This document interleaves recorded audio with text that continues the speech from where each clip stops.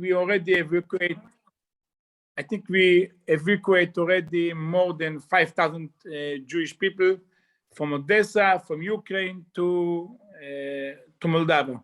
We don't think about what the people doing after Moldova, because now it's not time to think about the bakvem, the comfort, yeah, the comfort of the people. Now we save people, we save the life. A lot of the people staying in Moldova and waiting for better days. A lot of people going to Germany, to friends, to families. I think 20% making aliyah to Israel. But our mission is to take the people and help them to go out from Ukraine. It's not just from Odessa, because the people from Dnipropetrovsk, also the community came by the train to Odessa, and from Odessa, we helped them to go to Moldova. People from Kauai also came by buses or by train to Odessa, to the train station, and then we give buses and they go to Palanca. Palanca, it's already Moldova, and we know we save life of people. Rabbi Wolff, סליחה שאני מפריעה באמצע. כמה אנשים אנחנו מדברים? About how many people are you talking about now from other places plus Odessa have you helped escape? We evacuate more than 5,000 people for sure. I don't know exactly the number now, but it's more than 5,000 for sure. In how much time? From the first day, it's already 21 days. 21 days from war, every day, morning, 7 o'clock morning and 10 o'clock morning. We have two groups. What going? We send the buses with police and with ambulance, because a lot of people they are old people. They staying by in the line, the border. Yeah, in the line. They staying hours and hours, and we send water and food. Yeah, this is one one kind of population. The second kind of population is people what they have the opportunity to go out, but they can't. It's 50 survival Holocaust people, but the younger, it's 21 years, it's 91 years. They living in our nursing home, in our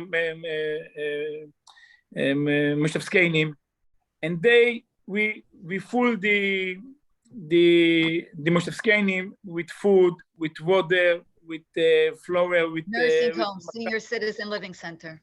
Yeah, and we put a lot of security, and we gave triple salary to the ladies who are working over there, so they live over there till the end of the war.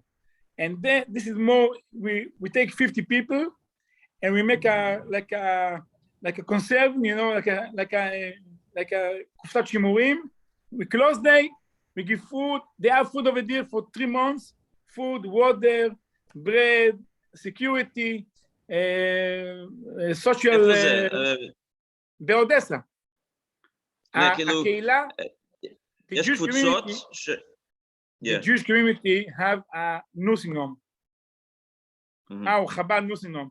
This is just for survival Holocaust. But the younger is 91 years old. Even I take ambulance and I send them to the public, it's not going to. He's not good. Cannot survive. Right. Yeah. We must to close them in a house with food, with pampers, with medicine, with everything, and they live over there. And I'm quiet. We have one more group. This is our orphanage. It's 120 children and workers what working in our orphanage. It's called Chabad Mishpacha Orphanage in Odessa. It's about 60 boys and 60 girls, but they living in different houses. We also put over there water and food and everything, but we sleep in one house. The boys sleeping from our house till the boys orphanage. It's about 2 kilometers. To the girls orphanage, it's more 3 kilometers. The synagogue is at another side, and we don't sleep for a week because we think if something will happen, maybe the cook don't came, maybe the teacher don't came, maybe the metapelet don't came, and the younger boy in this orphanage is 36 days. His name is Tuvia. His mother bring him from the hospital. When he's 4 days, she's give me the baby, and I go up to the floor in the orphanage to give the baby to the teacher. When I came back, she's already left, and that's it. We don't sleep because we don't understand what will be if will be here bombing. And what we do, I call my friend Chabad in Berlin, Rabbi Avraham. I call him because, first of all, the community in Berlin is very strong. They have power, they have money, they have connection. And I told him, you can make for me a place for 120 children? He told me, no problem. I take a hotel, put the children on bus, and came to me. I told him, but I have one more problem. The children don't have visa to Germany. He told me, no problem, we'll fix it. I told him, I have one more problem. The children don't have passport. He told me, okay, if you have a certificate of birth, it's also good. I told him, yeah, but the most of the children have just a copy of the certificate of birth. Then he told me, wait a minute, it's called to the chief of the boarding of all Germany. And he told him, I must have came to you for a second. He told him, came. He's go to the office and he's put me on the line. And the German chief of the board told me, Rabbi Wolff, your children, it's my personal guest. Don't think about the boarding. It's my problem. I put the children in 2 buses with food, with water. I send my older son, Mendy, is also a rabbi here in Odessa with his wife. And they're going for 52 hours by buses. Wow. And every boarding where they came, people waiting for him, people from the boarding, they go up on the buses and say, did you Chabad Odessa, the orphanage? Give me the documents, and they do something by office and bring back this is 120 children with not documents, with not pictures. In a normal day, it's you it's impossible. And we're going through boarding of Ukraine, Moldova, Romania, Hungary, Slovenia, Czechia, and Germany. 7 borders. We're going, and like the best guest of the minister of the boarding of all Ukraine, of all Germany. When we saw as the way going good, and when the children already on the border on Slovenia or Czechia, we make a moda'ah, announcement in our community as the old men's Jewish men, but they can't go from Ukraine because they have to go to the army. Give me and my wife, you woman and children, will take them also the same way to the same hotel, and we bring them in Hashem wealthy after the war. And in 2 hours, we have a list with 140 ladies and children. But the men, believe me and my wife, they bring in the children. We took more buses. They trust now, yeah. And I call Rabbi Tachtel, I tell him, did you have place for more 140 children and women? He told me, no problem. Tell me, but I have a problem. Visa, passport, certificate of birth. And Rabbi Wolff, where is he putting them? Where is he putting all these people? We took a big hotel in center of Berlin with 500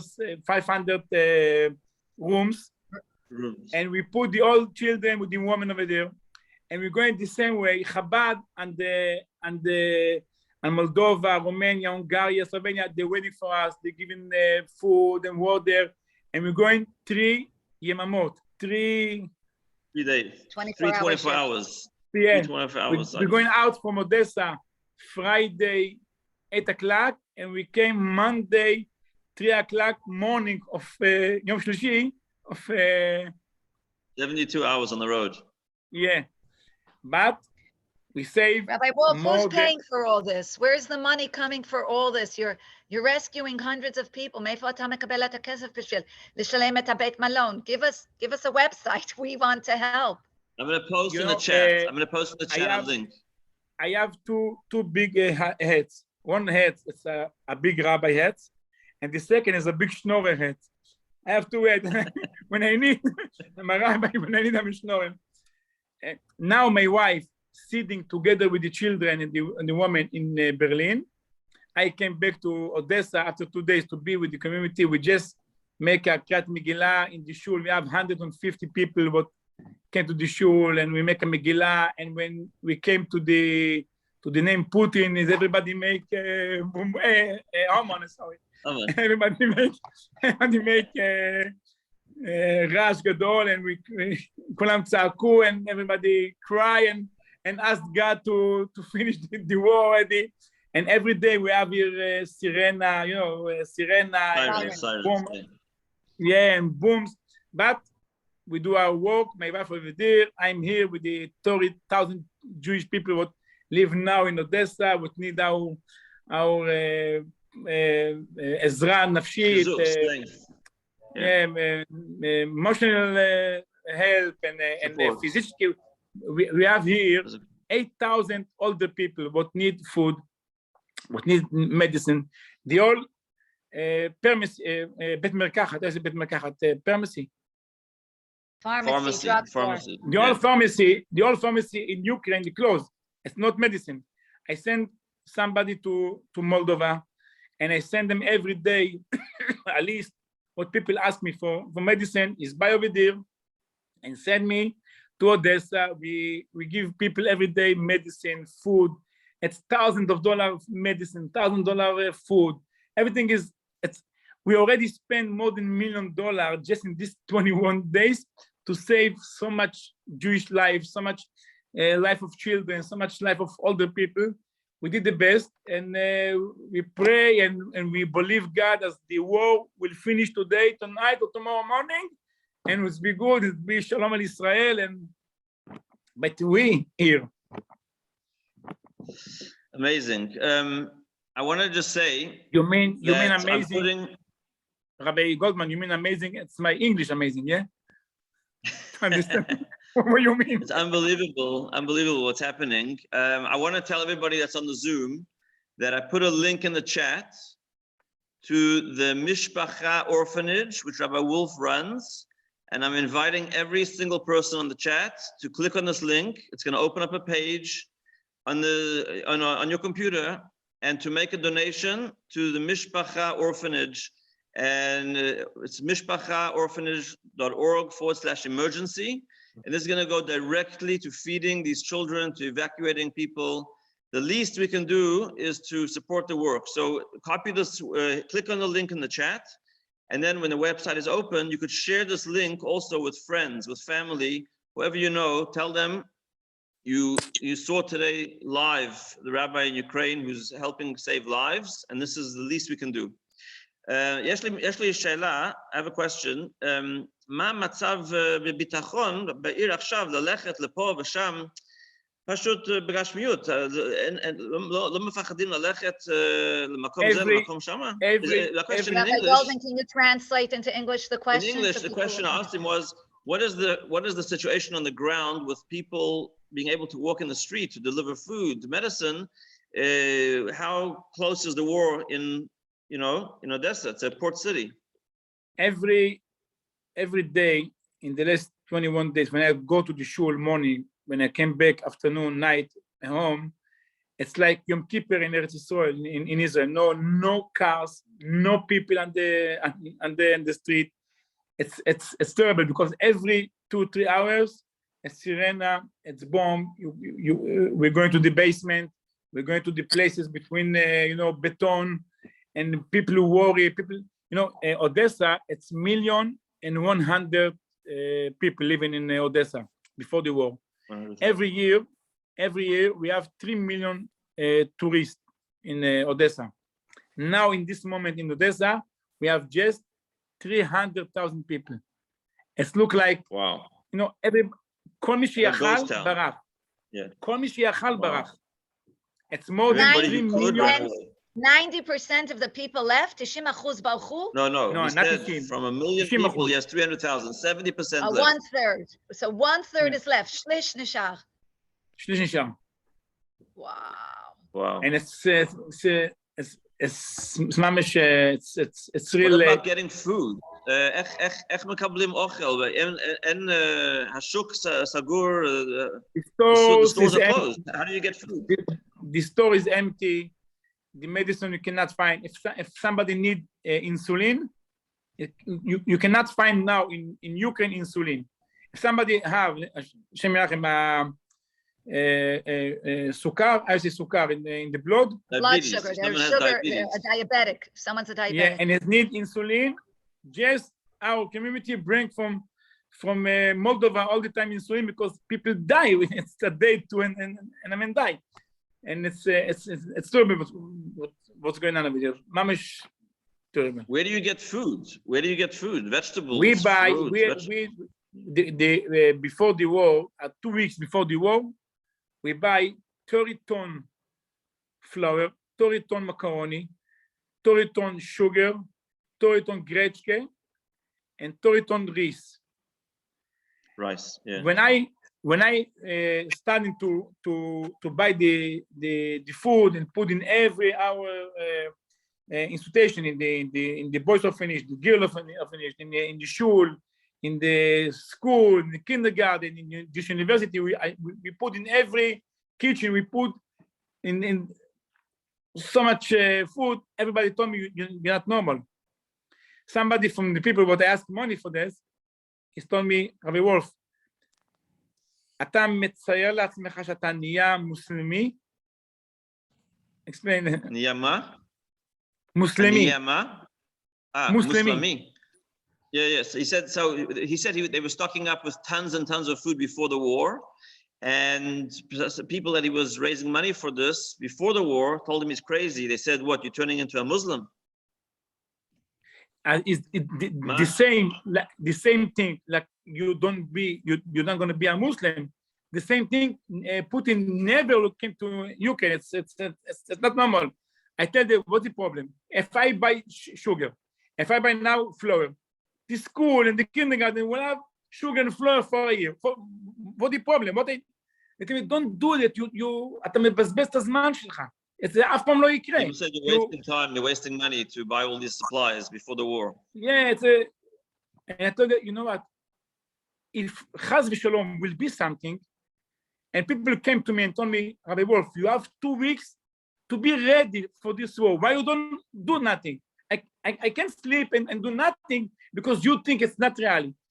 Even if I have a 1%, what it could be, I have to think about 35,000 Jewish over there. I'm like the father of the people. I cannot sleep normal, and thank God we do that. Now we can send to people food. Now we can send medicine. We can work. Wow. Because we do everything before. And I tell everybody, I don't want to think about the Holocaust, but we have here in the back such a good file with remember. We cannot make the same mistake again. I have to be ready for 100%. We took bosses. We give salary to the drivers a month before, because we know if something happened, the old drivers will go in the house to the village, and we don't have bosses. We pay a month before salaries. We buy ton of benzene, of oil, to put in the buses, because we know if something, I say everybody, what could be the problem? Maximum, the Jewish community lost few kopekes, few dollars, but we can save life.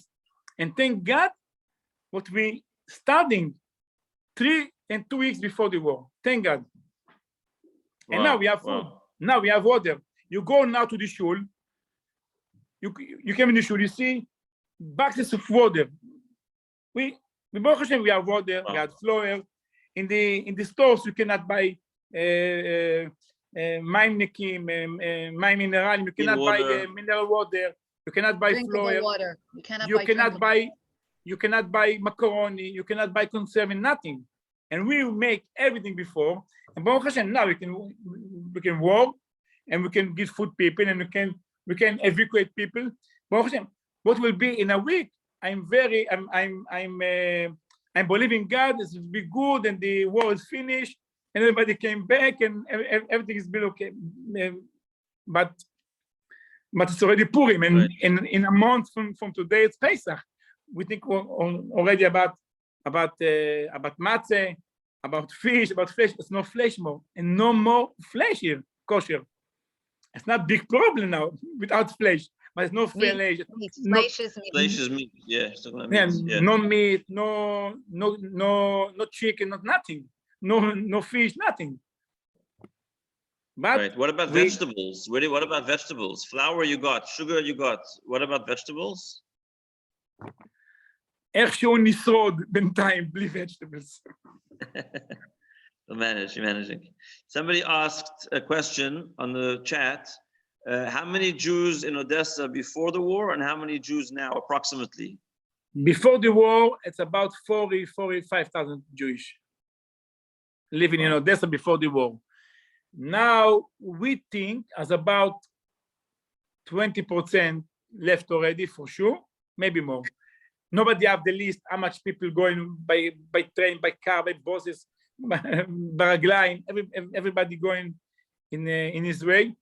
But a lot making already Aliyah. Our shluchim, what were working together with me, they now in Israel. They make now a very, very big, in the Kfar Chabad, a very big celebration with people from Odessa that came already to Israel. My wife in Germany, we here, and we're working. We make the maximum what we can to give life to the Jewish people. Life, I mean, emotional life and physical life. Baruch Hashem, we do that. Yeah. So are you going to stay in Ukraine? What's your plan? Are you going to be there just for a little bit? How did you get back into Ukraine?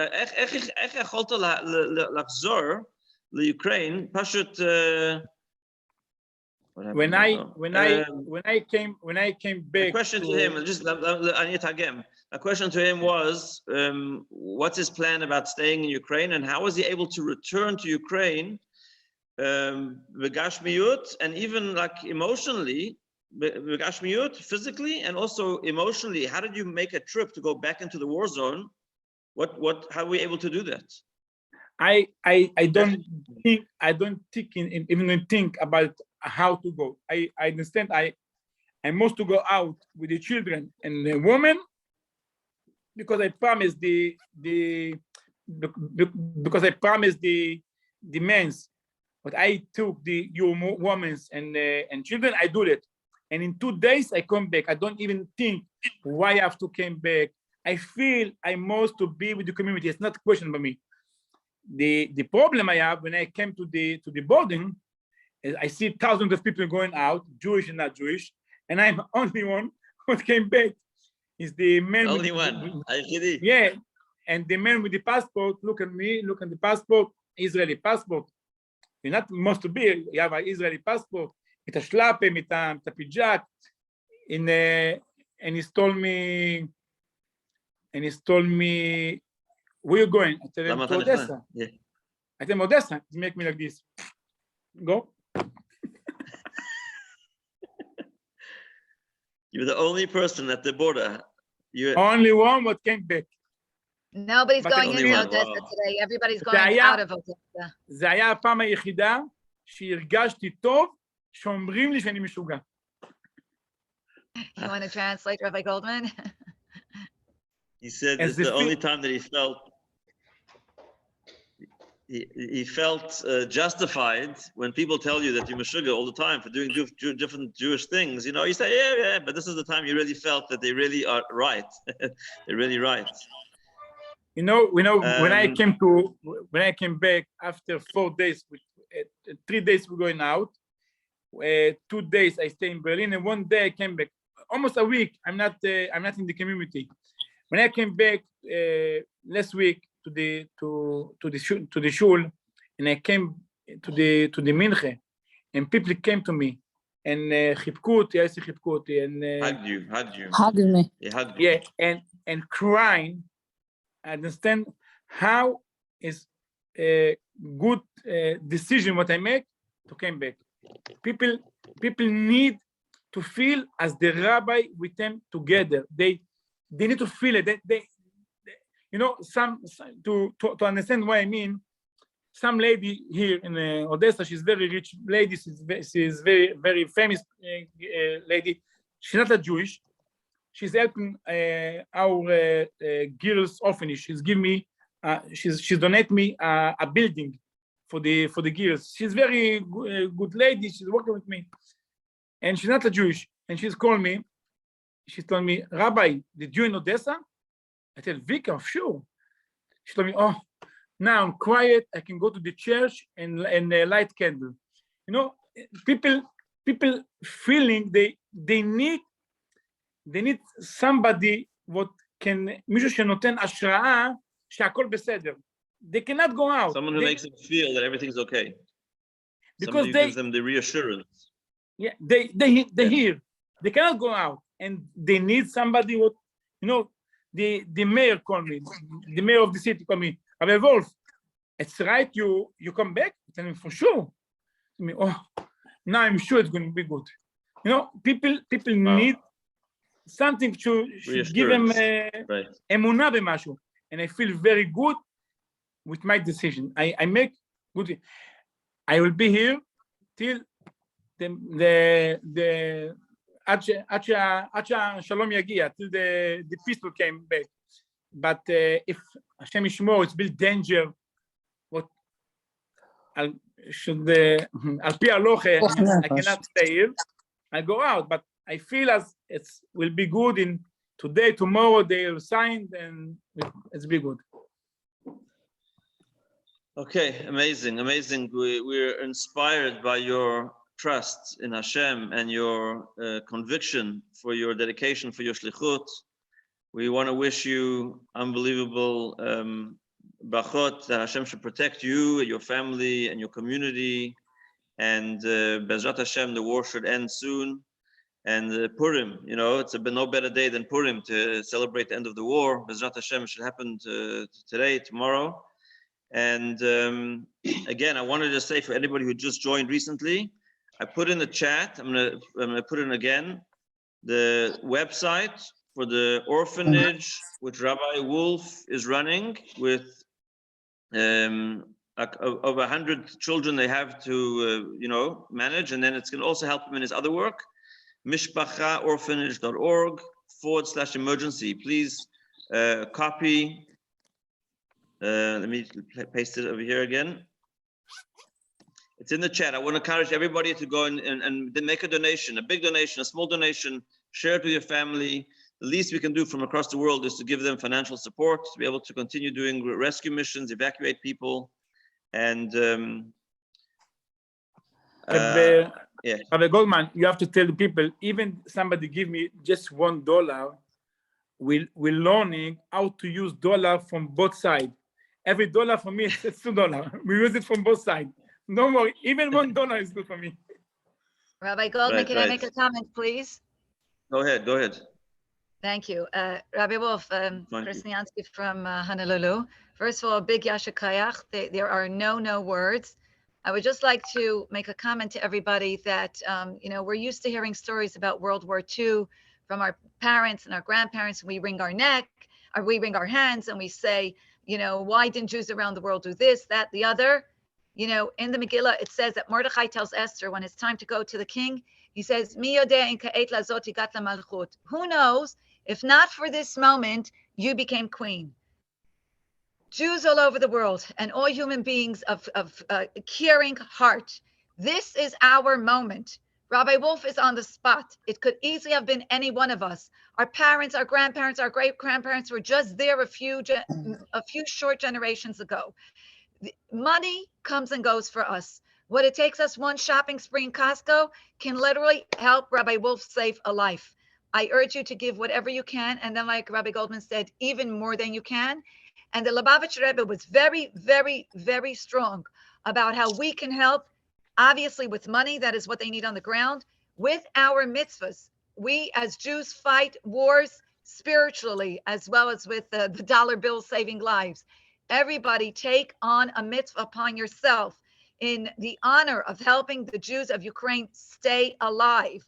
We're not talking luxuries here. We're talking to keep them alive. If you don't light Shabbos candles yet, ladies, please consider lighting Shabbat candles. Men that don't put on tefillin yet, start putting on tefillin. If you do it already, make sure you do it every day. If you go to McDonald's, skip going to McDonald's for a week or 2 or 3 to help Rabbi Wolff save the children, save his own life, and save all the people in Ukraine should be spared the horrors of war while we are sitting here comfortably in America. Thank you very much. Another happy Purim and Gizun, Parnos, Yiddish Chesish and Naches, and all the blessings give you. Amen. Maybe we can meet Eretz Yisrael very soon, with Mashiach, very speedily. Toda. Amen. Thank you very much for joining us. Thank you for all you do. We're going to help. ממש תודה, וחג פורים שמח. תודה, חג פורים שמח, וכל הילדים בארץ, נכון? לא, אלה בגרמניה, עכשיו בברלין, יש קבוצה בישראל וקבוצה בברלין. למי שהיה דרכונים בישראל, מי שהיה בלי דרכונים בגרמניה. ואתם מחזירים אותם או אתם שולחים אותם לארץ? חייבים להחזיר אותם לפה, ורק אחר כך עלייה, אחרי המלחמה. The question was if the children in Germany, let me just translate, the question was if the children in Germany are going to Israel or not, and he said that they have to bring them back to Ukraine, and only then can they make Aliyah because of the legalities. So I want to just say one thing. My wife had an idea that if anybody wants to write a letter to the children in the orphanage that are in Berlin, like a physical letter. We're not going to send packages from here to Moldova to Berlin, but if you want to write a letter, you can bring it to the Bet Chabad here, and we'll put a package together and send like a letter to the kids. Good idea. Okay. Very good idea. Okay. But obviously, support online. Okay. Okay. חג שמח. חג שמח, בשורות טובות. אמן ואמן. בשורות טובות, ניסים וישוע. You're incredible. Amen. Thank you. If anybody did not get the link, please refer to the chat or call your local Chabad house, and we will be happy to share that link with you again. Okay. Thank you. Let's move on to our next guest. And I want to just introduce for a moment. The next guest is Rabbi Berkowitz. Rabbi Berkowitz is, and I go back to yeshiva days. We studied together in yeshiva many years ago. And then he went on to be a global Jewish leader. Rabbi Berkowitz was for many years the executive director of the Jewish Federation of Communities, the Federation of Jewish Communities throughout Russia. And he ran, a whole network in Russia of many Jewish communities, and in that capacity, he was able to have an impact across the whole former Soviet Union. And so he's always been connected to that region in a very powerful way. But Berkowitz also has been the point man for many humanitarian and emergency relief missions on behalf of Chabad Headquarters. Some of you remember when there was a terrorist attack in Mumbai, and the Chabad in Mumbai were unfortunately murdered, and Rabbi Berkowitz was appointed to head that fund and to manage that relief effort. And then subsequently, other countries as well, and he can tell us about it, also called on him. He was here Yom Kippur in Kauai. We had him as a guest, and he told stories about how presidents of different countries would call him when they had crises of earthquakes and hurricanes and whatever, to manage their relief efforts for their countries, because they saw the level of connections that he had and what he was able to arrange. So in this particular case, as soon as the war broke out, and people were raising money to rescue Jews and all this kind of thing, Chabad Headquarters picked Rabbi Berkowitz to travel to the region and coordinate the relief efforts on behalf of Chabad Global. And he's on the ground and dealing every day with, in fact, he almost didn't come on the Zoom on time because he called me 5 minutes before the Zoom, 600 people just came from Moldova to Romania. I have to read the Megillah for them. It's Purim. I'll be a few minutes late. So he's literally on the ground. So welcome, Rabbi Berkowitz, and we're really honored to have you. Give us what's going on over there. Thank you very much. It's inspiring to see you. Do you hear me? Yeah, we hear you. We hear you. Yeah, we hear you. I'm so inspired. I'm so inspired to see all of you. We're exactly 12 hours apart. You know, it's interesting. I wish Rabbi Wolff stayed online for another minute, because I'm in the lobby of the Continental Hotel, the Forum that Chabad rented now.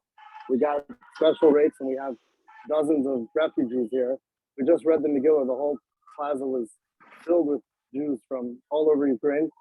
But there was an old man from Ukraine who was telling me about his rabbi, and he asked me, did I hear from him? And he's 82 years old. And I told him, he went back and he said, how? And I said, I wanted him to say hello, but Rabbi Wolff got off. I'm in Bucharest, Romania now. And I wanted him to bless the old man. They should see each other. I want to tell you that in this city, in Bucharest, in 1952, there were 600 rabbis. And, sorry, not in 1952, 1940, right before the war. 600 rabbis, 800,000 Jews.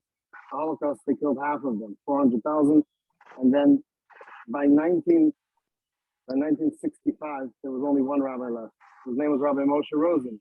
And he managed maybe once or twice during these 40 years to go on a visit to the US, even though it was a communist country.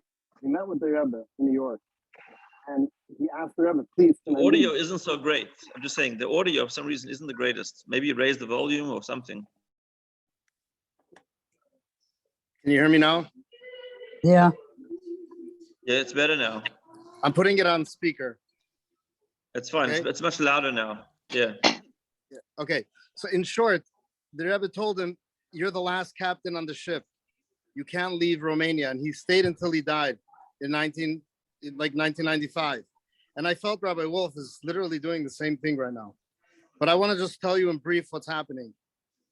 The problem in Ukraine, you mentioned Mumbai, that was one Chabad house. This is thousands of Jewish centers, synagogues, and schools that in 1 week were destroyed. Thousands and thousands of families displaced. And most of them, I know Rabbi Wolff has hope that he's saying they'll come back, many maybe, but right now people are moving on. And the worst part is that people are lost, they're forlorn. They were middle-class people that lived a life that they had everything that they needed, and suddenly all they have is one little suitcase. I spent the last almost 2 weeks in Moldova on the border and Romania on the border, and the scenes of pain and despair is indescribable. And what are we able to do for them? The very first thing that Chabad did was, we have one of the best organized networks of all NGOs to supply humanitarian relief, lodging, food, medicine, and even helping people get short-term employment, and then helping people find they're going to go to Israel or other cities in Europe. And it's been an effort that has gone nonstop. Chabad today has 25 centers for refugees that we set up. It just every day another one opens up, and we have to provide them. Rabbi Berkowitz, where are these centers? Where are these centers? These centers, Warsaw, Krakow in Poland, in Budapest, in Debrecen in Hungary, in Bucharest, in Cluj, Romania, in now Germany has many, from Berlin to Düsseldorf to Munich. We set up in Vienna, Austria, already took 200 kids to the Chabad school in Vienna, just brought them in. They're living in the gymnasium, but they're going to join the school. And then in all the regions around, so Croatia, Montenegro have Jews, even Finland today, Jewish people started got there to Ukraine. We're working now in Cyprus, we have 2 centers. Hungary, of course, it's just nonstop, and everyone needs a budget that sometimes people make a budget for 6 months. I get the phone call from the region, and I tell them what their budget will be, because they think it's $10,000. Tomorrow they're going to call me, they need 30, because the expenses are so big. You have 500 people in a day. Where are you going to house them? So we're going through more than $150,000 sometimes in a few hours, sending it out. And anything else that, I realize that I was in the consulate in Moldova. There were 2,000 people waiting for the process to go to Israel, and started trying to help the Israeli government figure out how to reduce the bottleneck. But in the meantime, I'm after all a Chabad rabbi, so I have a pair of tefillin with me. And if they're waiting for 12 hours, I'm going to put tefillin on one. And I also had a friend of mine bring from Israel little chai necklaces for the girls. And I must tell you that those exchanges of giving someone a spiritual gift in this most difficult time, I thought it's like sometimes rabbis don't bother me. That was the moment they said that they felt most secure. They keep on coming back to me, said those spiritual moments when you prayed with us, you said Shema Yisrael, people were crying. One lady came over to me and grabbed me by my hand. I didn't know, like I did something wrong. She pulled me to the side. I was like, what? She speaks to me in Russian. She says, Viravin, da. And then she starts telling my dochka. She's telling me she's 17 years old. And she uses the word uzbayus. My Russian, I was there, it's 10 years since I lived there, but it's coming back to me because I'm immersed in it. She starts telling me my 17-year-old daughter, she starts to cry. She's speaking about committing suicide all day, save her life. And I was like, I'm not, it's so, what am I going to say? And she pulled me over and I sat down with her daughter and I slowly said to the daughter, this is what I said. I said, she said, my father, she was saying her father is not going to live because he's in the war. And I said, you have such a beautiful life ahead of you. You have no idea how great it's going to be. She goes, why are you saying that? It's not true. I said, you will never know until you live it. And she calmed down and then she started talking and crying. But what I realized is these people need mental health. So we set up every city they go to, we make sure there's clinics, that there are native Russian speakers, that the Chabad rabbis and Rebbitzins are able to arrange for these families to have mental health. We're getting them medication. And it's an effort like I've never seen. I want to say, Michal, because we have such a good system, the biggest NGOs in the world, from the IRC to Save the Children, to the World Food Program, to even major corporations like IKEA, have been calling us and our network, and we have a hub, and they're asking us to help them distribute through our local partnerships to the wider Ukrainians, everyone. So now Chabad, by extension, really, we are teaming up, and not only are we helping the Jewish community, we're helping hundreds of thousands of Ukrainians that are suffering along with us. And I remind people how important this is, because in 1942 or later, like in the years when my mother-in-law is from Kharkov, when she left in 1972, they left because they hated the Jews. They left because they didn't allow them to live as Jews. And we ran away. But today it's the reverse. It's not against Jews. This is against every Ukrainian. So even though we're helping our own, I decided, and our Chabad colleagues said, it's only going to be to a certain percentage, 20, 30, up to 40% of now the relief that we're doing is going to all Ukrainians, because we cannot differentiate. And the image of rabbis and rebbitzins helping everyone is like the reverse, that we are helping anyone that's suffering because we are able to. It's going to lift all the Jewish people in the whole world, I promise you. And I can't begin to tell you that there is the darkness of what is happening is so powerful that I'm listening to Rabbi Wolff and I hear him laugh, and I've spoken to him on the phone a few times. And I asked him, how are you so happy? He said, I didn't cry once. He didn't cry. He said, but if I start, there will be a bucket that won't be able to be filled. So he needs to be happy for his people there. And you see it, he's very jolly, but I'm in touch. I really went out there. And by the way, I'm not Rabbi Goldman. I'm one of hundreds of Chabad volunteers. I'm not in charge of anything. I am not in charge. I am one of a circle of thousands of volunteers. I'm a coordinator, but there are many coordinators. There's so many good people, and there's so much good that could be done. So I make sure you understand that there's no pyramid here, because usually it works like that. And people ask me, which link should I give donations to? And I actually changed everything now. When I speak to groups, I tell them different stories. And if I'm able to give them a direct link to a different city, I say, just give it direct, because we don't have time for overhead for even 24 hours of transfer. If I can tell you what's happening, like which we opened in Helsinki today, he doesn't have $1 yet of relief funds. So I would say to someone, I'll send you his bank information, send him $1,000, because the $1,000 you might, I'm not saying every dollar is important. What I'm saying is it's interesting. What's happening is that there needs to be instant support to and the corridor is growing. Now, it's not to take away from what's happening inside Ukraine. It's just the needs. It's like we have 10,000 fires at once. And look, how many people, you asked me, I'm doing this work, coordinating all this project, but why was I reading the Megillah? Because how many people could read the Megillah here? So I have to do that job too. And I just want to say that even though it's the most depressing days, I tell you, it's also the most meaningful and inspiring days of my life and anyone that's here.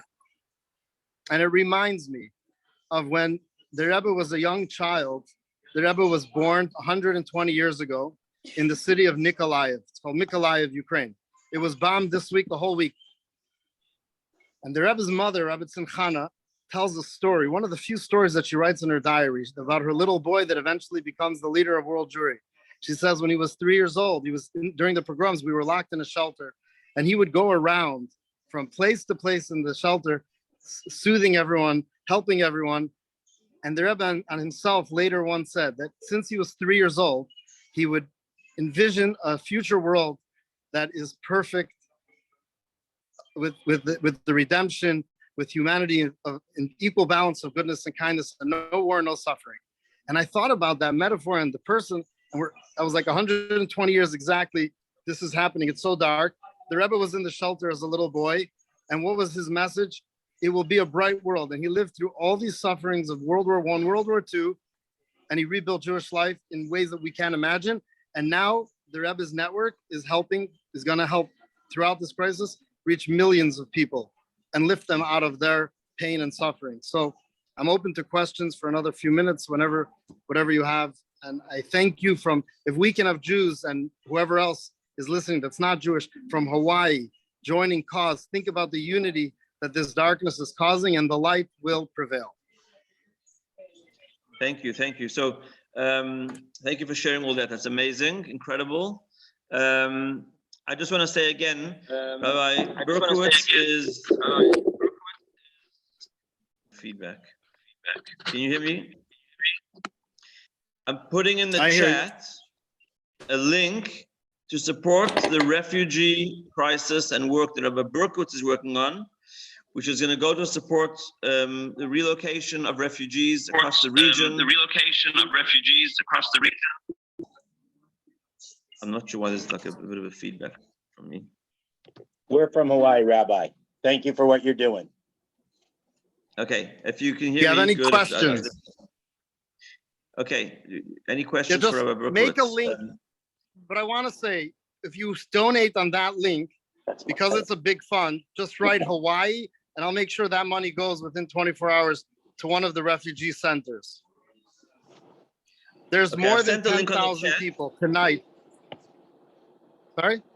Sorry. I just said I put in the chat the link that's supporting the work that you're doing right now in Romania, Moldova, and across the region. So please, if you gave to the Mishpacha Orphanage, that's wonderful. If you can give to this link as well, it's critical for us to literally be saving lives of the refugees, getting them a place to stay, food to eat, and relocating them. And this is the heart of the work that Rabbi Berkowitz is involved in.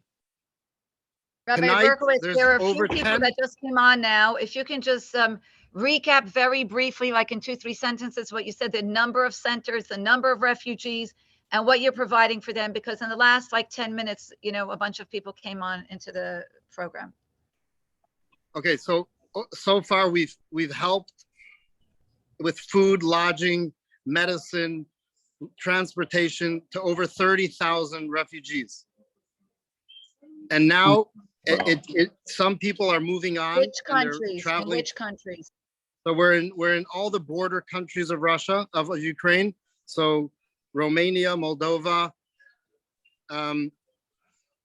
Poland, Hungary, and Slovakia. And now we are in another 12 countries even further. Germany, Holland, Austria. We're in Croatia, Montenegro, Finland now, Estonia. We are in, okay. Kale asks a question that I'll say that they're not refugees, they're migrants. Right now, there is, but they're not considered refugees, but they are migrants because they're afraid. But we now have in Cyprus, obviously Israel is a very big part, that's where they're going, but we're getting requests from South Africa to repatriate Jews. But I will tell you that I'm leading a big campaign it's already 10 days that I've been, as every time I have a minute is to have another call with another congressman or senator and the White House to give 50,000 visas for Ukrainians, and including should be Ukrainian Jews that have family in the United States. We, America, should be leading in taking in refugees during this crisis. The fact that we don't have one is the biggest shame, that we have not. People are waiting in line and they come over to me and they say, Rabbi, you're the American. Can you let us know when I have a visa? I don't want to go anywhere. They're keeping themselves in limbo, holding out for the hope that America is going to give them a green card because they have first cousins in the United States. And we should do it. Is there an online petition that people can sign to? I think Hawaii should start one. You guys should start one to your representatives in Hawaii and start it with Chabad of Hawaii, because it has to happen on a local level. America works through its local leaders. So if Congress and Senate say yes, the president, of course, is going to sign off on it. It's a bipartisan effort, and America will benefit from it. Think about WhatsApp, right? Jan Koum is the founder of WhatsApp. He went to a Chabad camp in Israel in Kiev when he was a boy in 1991. That's why he's one of the big donors right now to this relief effort. But think about it, Sergey Brin, they're all the former Soviet Union. So think of your best. These kids and young men and women that are going to come out now will be amazing to all of our communities. And they'll have a strong Jewish community to be embraced by. I'm not so sure that it's going to be so good for them as Jews in certain cities in Germany. I don't think it makes sense, but they're going there because Germany is giving them a huge package. Germany's going to offer them housing and schools and medicine. It's crazy that we in America, I'm begging you, call your representative and say you demand that they accept Ukrainian refugees, and you give names of Ukrainian Jews that they should take, or even non-Jews that you have families. I'm saying that it should be all across the board, but give the chance to relocate the Ukrainians that are suffering right now to come to our. Why is America not taking in refugees? Why is America? What's the justification? I don't know. I know right now that we have to feed another 10,000 people tomorrow and house them, and I'm going to keep getting calls. And I don't want to go into the negative. I'm not trying. Unfortunately, the financial need is so great that no amount, meaning if they raised for the Jewish community or the general $200 million, think about all the homes and businesses that were destroyed. Everyone needs to be supported. The refugee side, it's just like a matter of weeks. I don't know how long it will last, but I'm giving myself the next month. We're doing now an emergency campaign, not about Ukraine, just the relief centers, the refugee centers. We're going to raise $3 million for the 25 centers in the next week, because if not, we'll have people freezing in train stations in Warsaw. It's unacceptable that we can do that, not only to our people. So I'm saying it again, we're setting up a system that every time we're able to help 10 Jews, we're also able to use that same system and help another 10 refugees that are not part of our community, and they know that it's being done through the Jewish community. Amazing, amazing. Okay, so once again, the link to donate to the refugee crisis is in the chat. If you make a note, please go there. I want to say one last thing, that when I went to Hawaii the first time in my life was Yom Kippur this year. I know Rabbi Itchel and Pearl for many, many, many years. Rabbi Itchel used to help us in Russia with people. He would send us donors, he would send us guests. We have many friends for life that started. Oh, you have to see this. They're singing Purim songs in the lobby. Look at this. 1 second. I hear the singing. Anyway, I hear them singing. I don't want to interrupt. I hear the ladies singing in Yiddish. Let's hear it and let's see it. Everybody, it's 12 hours later than Hawaii. So it is now Wednesday night. So it's Purim Evening. Hawaii. This is the United States of America, который хочет сделать наши еврейские общины. Здравствуйте. Shalom. Let them know that there are Jews in Hawaii that care about them. Hawaii.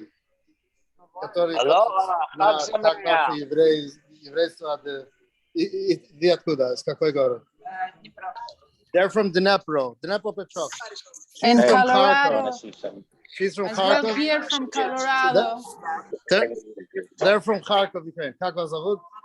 Natalia и Rina. Rina and Natalia from Kharkov, Ukraine. Chag Sameach. Say Chag Sameach. Spraznikum Purim. Happy Purim. I heard you singing. This was the gift we gave her, the Shema Yisrael. Oh, nice. Okay. I heard them They singing were from together. I Colorado. interrupted. But look, Ukrainians that are living in Colorado. do these people not deserve? I mean, I was suffering in Moldova because in Moldova, they put up these big, it's a very poor country and there's not enough hotels. There's no hotels. They have thousands of people. So they put them in these like big tennis courts that are dusty and musty. And you feel like you're in a communal apartment back in 1950. It makes no sense. Jews didn't leave affluent, good, middle-class lifestyles in Ukraine to come to this. So I said, get them out of here as soon as possible. And we keep sending them further to Budapest. So Chabad in Budapest has a good friend that owns a hotel. It's a 4-star hotel. He got it down to €40 a night. He said, can I pay for the rooms? I said, as long as you don't put more beds in the rooms, let the people have a quality of life. So he calls me back and everyone's eating in the restaurants. And I started doing a program. I don't know if you saw this website, Shelter for Ukraine. It's 2 Jewish boys out of Harvard. You'll look it up. You'll see they're getting major media about how they're helping people. Please repeat that. We didn't hear it. There's a website called shelterforukraine.com. 2 Harvard boys started it that people can offer their rooms in their homes for free. And they have 17,000 listings. But how did they get there so fast? I was in touch with them right away from the beginning. And I partnered with them and helped them get all over many, many cities for people to sign up and give their rooms, but also giving the refugees their website that they can go there. And now we're finding jobs. And this is for everyone. This is not for Jewish people. It's for every refugee. And today I went to 10 restaurants in Bucharest and I asked the restaurateurs, I said, how many meals would you give a day if people had an app that they can go in and they said different ones. Everyone said they'll give free meals if they're refugees, and for mothers and kids especially, and they'll have a special meal. So one of them said, I just don't know what's going to happen if someone comes in and says, I want the refugee meal. How will I know? I said, think of it like a handicap spot. No one, 90% of the time, no one uses it unless you need it and you're in that category. I said, you're in Romania. You think a Romanian family, you're going to know right away. They're not Ukrainian. It's like, no one's going to lie because people care. And I think you'll see, we're going to set this up in the next few days and we're going to be able to feed thousands of people. It's like an in-kind money, but we're thinking of any new way with software, with technology, with new kinds of ways. And we're going to change the way relief is done in the future based on what we're doing right now. Amazing, incredible. Okay. By the way, I want to thank you so much. Phenomenal. Yeah. Is there any other questions? Yep. Hold on. Okay, we'll take a few questions. Anybody have a question they want to put in the chat? I do. Go ahead. Hello. Yeah. Go Hello? ahead. We hear you. Who's this? Andrea, can you hear me? Andrea, yes, go ahead. Yes. Can any of these children be adopted once they find citizenship, either in Israel or wherever they're placed? Look, this has been a question that was always asked even before. Even though it's called an orphanage, most of them, I would say very few of them are real 100% orphans, right? So it's not like somebody dropped them off at a hospital. What happens is sometimes they're abandoned by the mother, for whatever reason, but their grandparents can't take care of them, but they know about them, so they'll visit them. So every case is very similar to that. So they are, unfortunately, it probably uses the word orphanage because people understand that and they understand they don't have anyone else to rely on but this family, this institution, which is why the Odessa orphanage is called Mishpacha. The kids only know it's called family. They don't know the word orphanage. But it's not, there's very few that could be adopted. And I will tell you over the years, of course, when it was a situation, and it happened more than once because I was involved with our similar homes in Zhytomyr, Ukraine, and Moscow, we helped many families when there was a child that was eligible. Of course, it has to go through the regulations of state and government, the same process. But we helped many families adopt kids when that was a possibility. But if they're in that house and they're older, you know how it is. People don't adopt usually over 6 months. Well, I have, and so has my cousin. So and it's amazing, but it's happened. We have done it, but it's not as common as we would wish, even, because sometimes these kids they would be better off, but they're not. That's a complicated situation in most cases, but this is the best we can offer them. Thank you, Rabbi. No, thank you for your caring and your love. Well, I'm also, Michal knows, I'm in Kauai. I'm sharing on my Facebook page. I have about 14,000 members. I'm sharing everywhere because social media is a way to get the word out. It works. Right. It works. Share the link, Andrea. Right. Share the link to donate as well. When social media is used for good, it has amazing impact, and we know what happens when it's not used for good. So use it for good. Thank you. Okay. God bless you. Okay. Thank you very much, Rabbi Berkowitz, for taking time out of your busy work. I want to finish. When I was in Kauai, and Michal and Zizi were amazing to me and my son.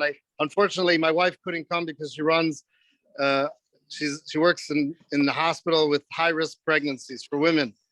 So she wasn't able to get off. We're going to get there. But on Yom Kippur, we pray, who's going to become rich? Who's going to be poor? Who's going to live? Who's going to die? And Chaim and Michal and I were having a conversation. And I said, I just wanted you to know all the blessings that I have this year is going to come from these prayers in Kauai. I was never in Hawaii. I fell in love with it. Like now it's my mystical, magical place that I'm going to go to, Garden of Eden, that I know I want to go back to. But if I have inspiration and I have conviction and I have devotion from the Rebbe's wellsprings, it came to me this year that I bottled it up on Yom Kippur in Hawaii. And so you should know that energy I'm giving out to every refugee that I sit with. Thank you. Thank you for Rabbi. sharing that. And we were honored to have you, and we look forward to having you back here again. Hopefully when things calm down, you'll come for relief. You give yourself and your wife a little break. Hey, Michal, maybe we make a lottery for some of the families that'll end up in Hawaii on a vacation. That could be a good thing. It will be a good result. Maybe you'll sponsor one family and we'll do a lottery. If America lets them in. We would love to host that, Rabbi Berkowitz, and we're not surprised that Rabbi Michal and Rabbi Tzitzel gave you an unbelievable time because that's all they know how to do. Okay, enough of the praises now, but we have to get back to work. So we'll do a tour of Hawaii next time he comes. Anyways, thank you very much for taking out of your busy time. And I hope you have a lot of success. One last thing. I asked one of the young rabbis from Hanover, Germany. I was speaking to a group and I said, how is it that we could be happy on Purim this year when there's so much suffering? And his father is the rabbi, the shluchim in Nikolaev. And he said, my father told me, he said, you better dance double this year. He said, just because we're in pain, he said, we're all one body. So if our literal legs and arms of the Jewish people in Nikolaev are in the mud and in quicksand, your head is above water. So you better sing your lungs out because you're singing and dancing and clapping for all of us. So make sure you celebrate Purim this year for all the Jews of Ukraine. L'chaim. Have a beautiful Yom. Amen. We love Thank you very much. Thank you very much. L'chaim, toda rabba. Thank you. Thank you, Rabbi Goldman, for arranging. Thank you, Rabbi Goldman, for all the hard work that you put into this. And let's hope that everybody that was on here can spread the circle of kindness further. Thank you for including me here in Colorado. I really appreciate it. This is an amazing opportunity for me. I never thought I would be able to hear all this. Thank you. Is Yelena here?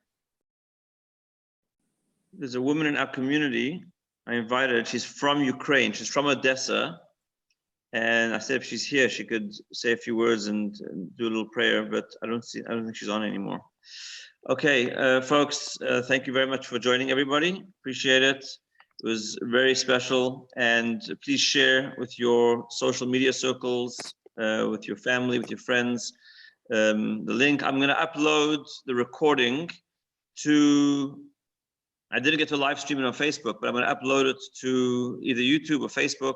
And you can share this event and the recording in the next, few hours, hopefully. And I want to encourage everybody that's here to participate in Purim events locally, wherever you are, whichever island you're on, find your local Chabad and join for Purim tonight or tomorrow. You'll check in with your local Chabad. And we'll keep giving charity to Ukraine and to the refugee causes. And with God's help, we'll be celebrating the end of the war soon, like on Purim, and peace restored to their region and to the world. Melly. I'm going to post one more time in the chat. Hi, Melly. Thank you. Melly. The link. Hi.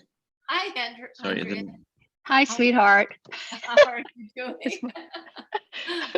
It's Melly. Are you coming? I'm going to tonight? end the Zoom. Yeah. Thank you very much for joining, everybody. Yeah. And the Freilichen Purim, happy Purim. Okay. Aloha, Thank you. aloha. Thank you again, Thank you. Rabbi Michal, for doing a great service for all of us and allowing all of us to hear the important talks of both rabbis that are doing incredible work. May we all merit to see this war over quickly. And until it does, let's just give whatever we can, because they're giving their lives, their time, their heart. All we have to do is give money. That's easy. And Right. mitzvahs, money and mitzvahs. Pray. Don't forget your mitzvah. Pray. Yeah. Yeah. Okay, thank you. Art Hag Sameach.